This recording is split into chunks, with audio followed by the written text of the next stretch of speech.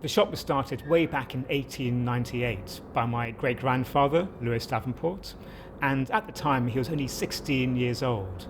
He used to do a magic act, and one day he bought a book from Hamleys, I think, and then he sold it to one of his friends, and he realised, well, hang on, I can maybe earn a bit of money by buying and selling magic. Well, here we have a pack of playing cards, and the big problem with these cards is, as you can see, they're all blank. They're blank on both sides. Now, a pack of cards which is blank on both sides isn't really much good, so I'm going to try and print one of the cards. It sounds impossible, but here we go. I've been doing magic really all my life, and because it was a family business, magic has always been there. And I remember since I was very, very young, must have been about 4 or 5 years old, my mum used to bring me into the shop and I used to rummage around in the boxes and pick up things, and I had no idea what they did. So I used to go to the guys who worked in the shop and ask them what these things were, and they used to explain it to me. And I just had a great time. It was like a kid in a candy store, literally. It was just picking things up. And I used to be really intrigued by these weird and wonderful things which had no obvious use. Now, to print cards, all I have to do is give a pack of cards. I can actually print a card, 2 of hearts.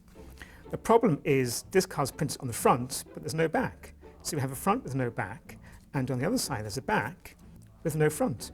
And all the rest is still completely blank. But if I take this deck, give it another card, I can actually print another card, and another card, and another card. If you keep going long enough, you find that every single card is printed. Backs, fronts, fronts, back, so we have a whole deck of cards which is completely printed.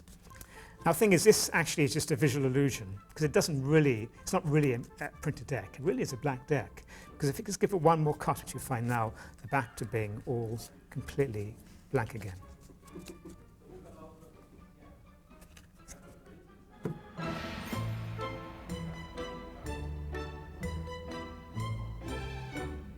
And a magician can take an ordinary object and completely change its function, completely change the way it is looked at by people.